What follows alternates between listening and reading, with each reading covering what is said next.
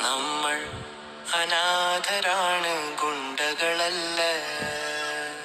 നമ്മൾ അനാഥരാണ്, ഗുണ്ടകളല്ല.